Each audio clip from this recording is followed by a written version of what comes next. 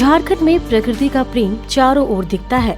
यहाँ की हरियाली, जंगल और झरनों से गिरता दुधिया पानी सभी को आकर्षित करता है। लोग दूर दूर से झारखंड के वाटरफॉल्स में घूमने आते हैं और खुशनुमा पल गुजारते हैं। लोग दूर दूर से झारखंड के वाटरफॉल्स में घूमने आते हैं और खुशनुमा पल गुजारते हैं। झारखंड में कई वाटरफॉल्स हैं। उन्हीं वाटरफॉल्स में से एक है पेरवा घाघ वाटरफॉल, जहां जन्नत जैसा महसूस होता है। पेरवा शब्द का मतलब है कबूतर और घाघ का अर्थ है घर, यानी कि पेरवा घाघ को कबूतरों का घर भी कह सकते हैं। इस जलप्रपात के बारे में माना जाता है कि कबूतर इस झरने के अंदर रहते हैं। पेरवा घाघ वाटरफॉल तोरपा प्रखंड मुख्यालय से 16 किलोमीटर की दूरी पर स्थित है। अगर आप खूंटी से सड़क मार्ग से जा रहे हैं तो जिला मुख्यालय से इसकी दूरी 40 किलोमीटर है। पेरवा घाघ में दूर दूर तक फैली नदी, उसमें खड़े बड़े बड़े चट्टान और उनसे टकराकर बहता पानी, ये दृश्य देखकर आंखें ठहर जाती हैं और कदम वहीं रुक जाते हैं। ऊंचे पहाड़ों और घने जंगलों के बीच स्थित पेरवा घाघ जलप्रपात के आकर्षक दृश्य का लुत्फ उठाने दूर दूर से सैलानी यहाँ आते हैं। खूंटी, तोरपा, तपकारा, मुरहू, रनिया, कमडारा के अलावा रांची और दूसरे जिले के सैलानी भी यहाँ पहुँचते हैं। झरना जो है आकर्षक का केंद्र इस पेरवा घाट, जो चारों तरफ हमने आपको विजुअल्स में दिखलाए हैं, यह झरना का पानी, या काफ़ी यहाँ का विहंगम दृश्य देखा जा सकता है। यह नौका विहार जो है एक बड़ा साधन है, यहाँ का जीविकोपार्जन है। हम कहेंगे अपने कैमरा से दिखाने के लिए कि नाव को किस तरह से रस्सियों के द्वारा खींचा जाता है और जीविकोपार्जन एक अच्छा कह सकते हैं ग्रामीण यहाँ के लोगों द्वारा। इस वक्त यह नज़ारा या घाटी का, और सब यूँ तो झारखंड में कई सारे फॉल्स हैं, लेकिन यह फॉल्स पेरवा घाट का यह फॉल्स काफ़ी अपने आप में, क्योंकि यह प्राचीनतम इसकी बात कही जा रही है कि कबूतर के जो है खाने यहाँ हुआ करते थे, चिड़िया लोगों को यहाँ घोंसला हुआ करता था, जिसके कारण से जब यह गड्ढा हुआ तो उसके कारण से पानी की जो बहाव है यह होने लगी। और यह विहंगम दृश्य हम अपने दर्शकों को दिखा रहे हैं। निश्चित रूप से ये कहीं ना कहीं झारखंड जो है जल जंगल ज़मीन की भूमि है और प्राकृतिक संपदा से जो है यह भूमि पूरी तरह से भरी हुई है। और निश्चित रूप से देखा जा सकता है इस फॉल में किस तरह से बोटिंग जो है एक अच्छा साधन है, और फॉल के बिल्कुल नज़दीक में आकर इसका लुत्फ उठाया जा सकता है। हम अपने दर्शकों को कहेंगे कि ज़रूर एक बार अगर झारखंड में वह रहते हैं या झारखंड से बाहर आते हैं तो पर्यटन स्थल का इस फॉल का ज़रूर देखने के लिए आए, क्योंकि पर्यटन को काफ़ी बढ़ावा झारखंड में झारखंड की सरकार दे रही है और निश्चित रूप से काफ़ी कुछ यहाँ भरा पड़ा है जिसको कि देखने की, निखारने की ज़रूरत है।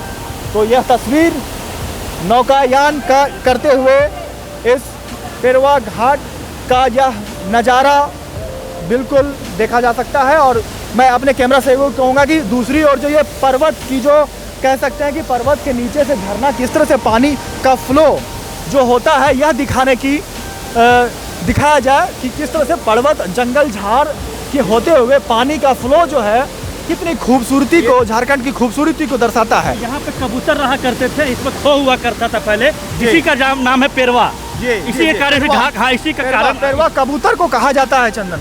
और निश्चित रूप से पेरवा घाट इसलिए इसका नाम रह गया क्योंकि कबूतर का खाना हुआ करता था। इसी कारण यहाँ गुलेल भी निर्माण किया जाता है ताकि पक्षियों को मारने में उसका काम आया जा सके। लेकिन जो प्राचीन है वह भूलता चला गया। पेरवा घाट नाम तो है लेकिन एक भी कबूतर यहाँ नजर नहीं आ रहा है। कबूतर कहाँ रहता था? कबूतर तो नजर ही नहीं आ रहे हैं। पर रहता था पहले, उस टाइप का गुफा था ना, तो उस समय रहा करता था, अंडा बच्चा सब देता था। लेकिन अब चट्टान गिर के प्लेन हो गया, इसलिए अब नहीं रहता है। कबूतर तो यहाँ नजर ही नहीं आ रहा। पेरवा घाट नाम तो है लेकिन हाँ, पहले कबूतर रहा करता था, तो अब चट्टान गिर गया तो उन लोग रहने लायक जगह नहीं रह गया, इसीलिए बहुत सारे पक्षियों की मौत भी हो गई होगी। हाँ, बहुत कोई गिर के मर भी गया, बहुत कोई बच भी गया तो उड़ गया। अब लेकिन क्यों पक्षियाँ नहीं रहती है यहाँ पर? उसका क्या अब उन लोग रहने के लायक जगह ही नहीं है, इसीलिए नहीं रहा। एक झरना बन गया। हाँ, और लोग यहाँ आते हैं जी। संभालिए। तो निश्चित रूप से इनका कहना है, जो नाव के चालक हैं, कि क्या नाम हुआ चाचा आपका? हाँ, कितने सालों से हैं यहाँ पर? यहाँ पर हम लोग 4-5 साल से अभी चला रहे हैं। नाम हाँ, मेरा कितने लोग आते हैं यहाँ पे? यहाँ पर हजारों की तादाद में लोग आते हैं। सरकार की ओर से आप लोगों को फायदे मिलते हैं पर्यटन विभाग की ओर से? पर्यटन विभाग की ओर से अभी तक तो जो ये बना है सीढ़ी नुमा का, और ये बना है वहाँ पर एक वॉच टावर बना हुआ है, उसके बाद कुछ घर बना हुआ है, लेटरिन बाथरूम ये सब बना हुआ है। यही सरकार की तरफ ये से नाव जो आप लोग चलाते हैं अपने पैसे से बनाकर? हाँ, हम लोग अपने पैसे से बनाकर अभी हम लोग चला रहे हैं जी। तो रोज कमाने खाने लायक के लिए एक अच्छा साधन आप लोगों के लिए है। जी हाँ। क्या नाम हुआ? सुखो कंडोलना। तो निश्चित रूप से यहाँ के लोग हैं और निश्चित रूप से यहाँ के नौकायान जो कह सकते हैं आप, एक बड़ा जीविकोपार्जन कहीं ना कहीं है। और हमने अपने दर्शकों को इसकी इतिहास बताई कि पैरवा घाट किस लिए नाम पड़ा।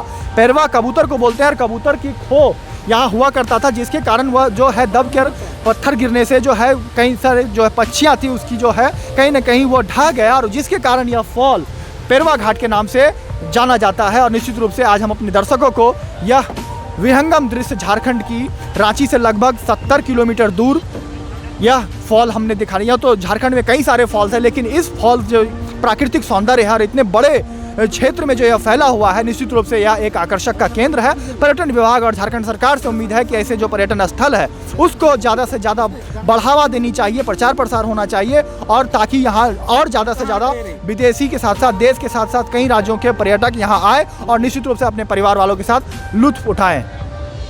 पेरवा घाट में आधारभूत संरचना की जरूरत है। इस पर्यटन स्थल का दौरा डीसी चंद्रशेखर और पूर्व एसपी अनीश गुप्ता ने किया था। लोगों ने पेरवा घाट के सौंदर्यीकरण के लिए डीसी से आग्रह भी किया था। लोगों ने इस वाटरफॉल में पुल निर्माण, वॉच टावर, नदी में उतरने के लिए रेलिंग सहित सीढ़ी और सैलानियों के बैठने की व्यवस्था की मांग भी रखी है। स्थानीय निवासी जय सिंह बताते हैं कि झारखंड की सरकार और पर्यटन मंत्रालय से लोगों को कई उम्मीदें हैं।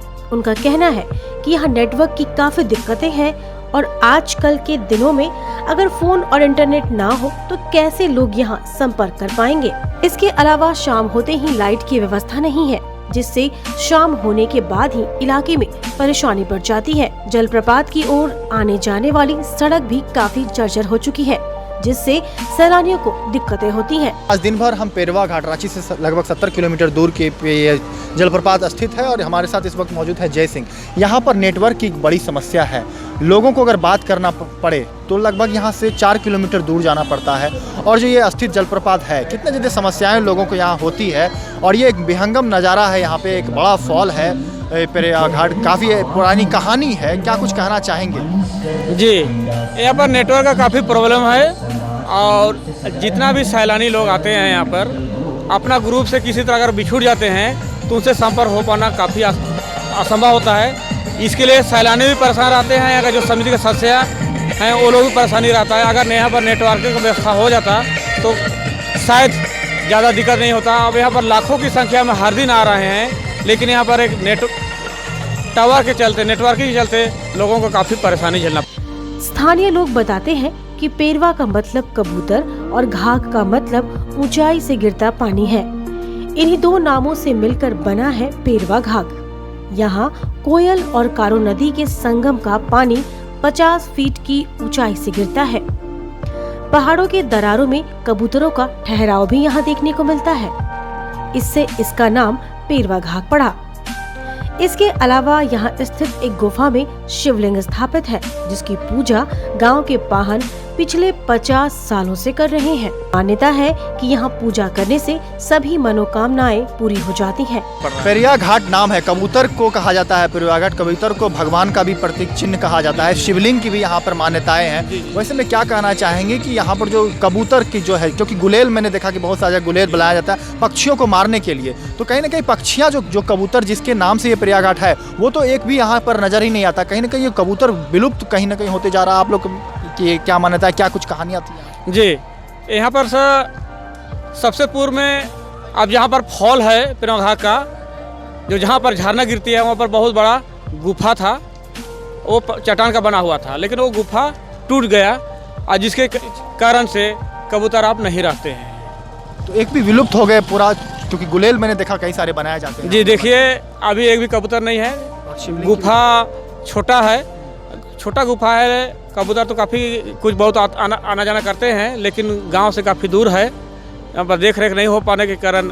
शिवलिंग की भी बात आपने कही कि शिवलिंग यहाँ पे भगवान की भी कुछ मान्यता है। जी, यहाँ पर शिवलिंग है, जहाँ पर झरना गिरता है उसी जगह एक गुफा है, उस गुफा में शिवलिंग है। अभी वहाँ पर पानी जो एकदम चट्टान में है, लेकिन वहाँ पानी अभी भी बूंद बूंद करके शिवलिंग जगह गिर रहा है। तो अब यह झरना बन गया है, नौका यापन से लोग यहाँ पर जीवन यापन करते हैं। क्या कुछ कहेंगे, नौकायान कितना यहाँ जीविकोपार्जन है, और पर्यटन विभाग की ओर से, सरकार की ओर से क्या कुछ मदद आप लोगों को मिल पाता है? देखिए, यहाँ का जितना भी पर्यटक मित्र हैं सभी खेती बाड़ी से आश्रित हैं, उसके अलावा कुछ नहीं है। लेकिन यहाँ पर जब पर्यटक के रूप में यहाँ पर विकसित होने लगा तो लोगों को यहाँ पर छोटा मोटा रोजगार भी आने लगा। बहुत खुशी है सभी गांव वालों को, सभी परिवार खुशी महसूस कर रहे हैं कि 2-4 पैसा खेती बाड़ी के अलावा हमें कुछ रोजगार मिल रहा है। हम सरकार से हम उम्मीद करना चाहते हैं कि यहाँ पर नेटवर्क का व्यवस्था हो, दूसरा यहाँ पर रोड का अगर व्यवस्था हो जाता, बिजली का व्यवस्था हो जाता, तो शायद पेरौखा का जो पर्यटक स्थल बहुत ही खूबसूरत और सुंदर लगता। अभी हम लोग देखते हैं इस पर्यटक स्थल में लोग दिल्ली से भी आते हैं, उड़ीसा से आ रहे हैं, मध्य प्रदेश से आ रहे हैं, आसाम से आ रहे हैं, विदेश से भी लोग आ रहे हैं।